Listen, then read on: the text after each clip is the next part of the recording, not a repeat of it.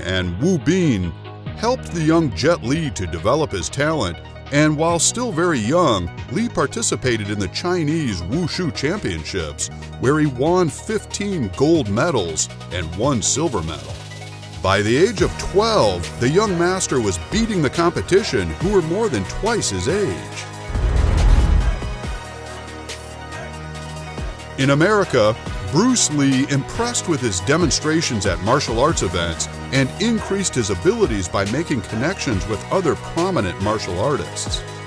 These included people like Taekwondo master Jun Ri, national champion judoka and Hollywood stuntman Gene LaBelle, and fellow actor/karate champion Chuck Norris. Through these contacts, Bruce learned and incorporated different moves such as kicking and grappling into his own form of Kung Fu, which he dubbed Bruce Lee's Kung Fu. This eventually developed into Jeet Kune Do, which many now refer to as the grandfather of mixed martial arts. Jet Li was no stranger to mixing things up either. He mastered many different forms of Kung Fu, including Northern Long Fist style, Tumbling Fist, Drunken Fist,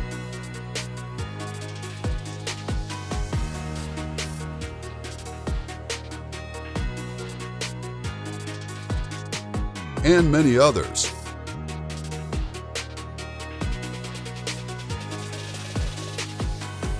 He also became proficient in the use of Wushu weaponry, including the 3-section staff, broadsword, and straight sword. Jet Li was only 10 years old when Bruce Lee passed away. Having watched him on film, though, Jet Li has expressed a lot of respect and admiration for Bruce's work in interviews. He has referred to Bruce as a great martial artist, going on to say Bruce's steps are similar to dancing and his movements are very similar to Muhammad Ali. His punching style is Wing Chun. In a nutshell, Bruce Lee combined all the good stuff from each martial art style he used to learn and put these together to create Jeet Kune Do.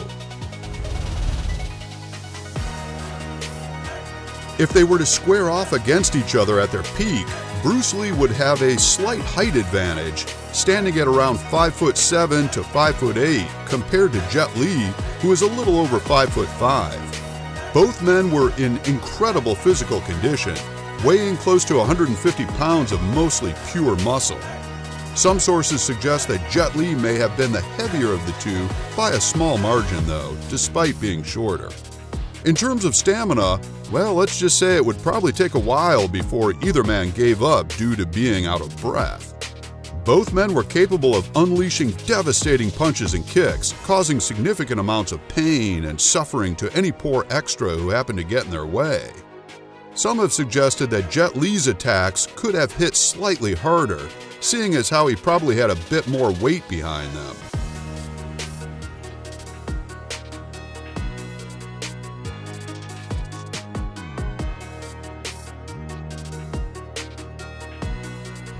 However, there are plenty of people who say that Bruce's power was unbelievable, so the advantage here could go either way. As for speed and agility, Bruce Lee was more well known for his lightning quickness and light footwork, so the edge would have to go to him. Other factors that could play a deciding role in the fight are both fighters' mentalities and their real-world experience.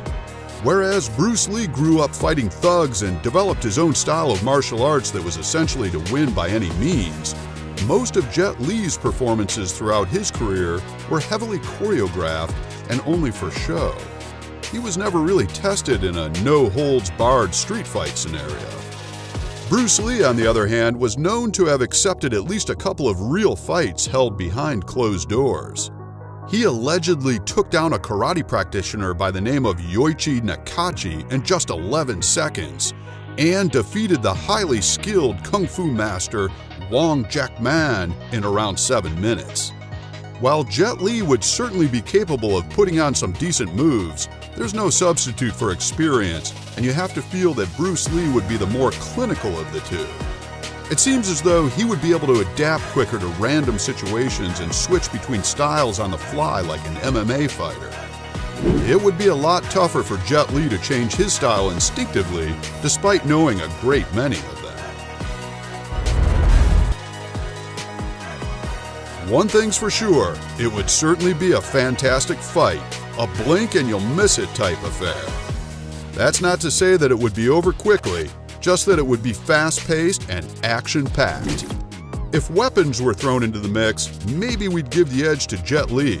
However, if we're talking about a bare-knuckle brawl, then the speed, experience, and toughness of Bruce Lee wins out 6 times out of 10. Do you agree?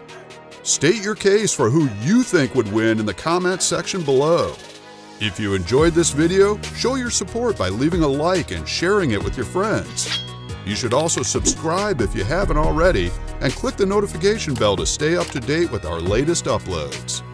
Thanks for watching, and we'll see you again next time.